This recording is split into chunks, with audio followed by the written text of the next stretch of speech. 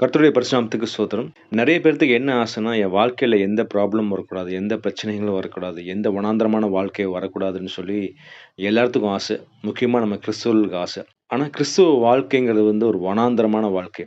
அதுல உங்களுக்கு சோதனைகள், பிரச்சனைகள், உபத்திரவங்கள் எல்லாமே உண்டு. ஆனாலும் அந்த சோதனைகள், உபத்திரவங்கள், பிரச்சனைகளுக்கு மத்தியில நம்ம போகும்போது, நம்ம எதை குறித்தும் கவலைப்படாம இருக்கணும்னா, அதுக்கு வேதத்துல நெறைய சத்தியங்கள் இருக்குங்க.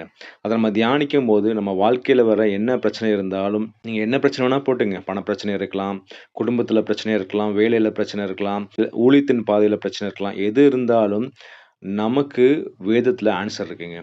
அதில நம்ம முக்கியமான ஒரு 2 கேரக்டர் பார்க்க போறோம். அந்த 2 கேரக்டருமே நீங்க பார்த்தீங்கன்னா, அவங்க வாழ்க்கையில என்ன நடந்தாலும், அவங்க எதை குறித்துமே கவலைப்படல. அவங்க என்ன பண்ணாங்கன்னா, ஒண்ணு கடவுளுடைய கட்டளைகளும், கற்பனைகளும் கைக்கொண்டாங்க. 2வது தேவனுடைய சித்தத்தை அறிந்து தேவனுக்காக ஊழியம் பண்ணாங்க.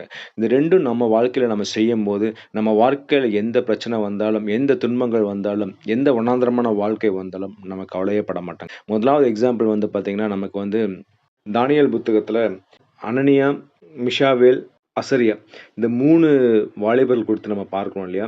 அந்த 3 வாலிபர்களையும் பார்த்தீங்கன்னா, சாத்தான் என்ன பண்றான்னா, அவங்க 3 பேர்த்தையும் அழிக்கணும்னு சொல்லிட்டு, நெபுகத்நேசர் வழியா அவங்க என்ன பண்றாங்க, ஒரு பெரிய பொற்சிலையை செய்து, அத வணங்க சொல்றான்.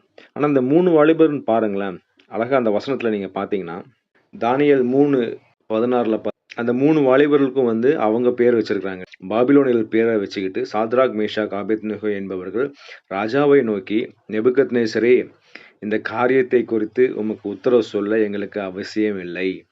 நாங்கள் ஆராதிக்கிற எங்கள் தேவன் எங்களை தப்புவிக்க வல்லவராயிருக்கிறார். அவர் எரிகிற அக்கினி சூளைக்கும் ராஜாவாகிய உம்முடைய கைக்கும் நீங்களாக்கி விடுவார். விடுவிக்காமற் போனாலும் நாங்கள் உம்முடைய தேவர்களுக்கு ஆராதனை செய்வதுமில்லை, நீர் நிறுத்தின பொற்சிலையை பணிந்து கொள்வதுமில்லை என்கிறது ராஜாவாகிய உமக்கு தெரிந்திருக்க கடவுது என்றார்கள். அந்த பொற்சிலையை வணங்கலனா கொண்டு போய் எரிகிற அக்கினி சூளையில போட்டுருவேன்னு சொல்லி ராஜா சொல்றாரு. அதை குறித்து பயமே இல்ல. நீ என்ன வேணா பண்ணிக்கய்யா. ஆனா எங்களுடைய தேவனை தவிர நான் யாருக்குமே நான் அடிபணிய மாட்டேன். அதுதாங்க கட்டளையும் கற்பனையும் கைக்கொள்றது. என் உயிரே போனாலும், கடவுள் என்னை காப்பாத்தினாலும் சரி, காப்பாத்தலனாட்டும் சரி, என் தேவன் கொடுத்த கட்டளையும் கற்பனையும் நான் கைக்கொள்வேன். அதுதான் நம்மளும் பண்ணணுங்க.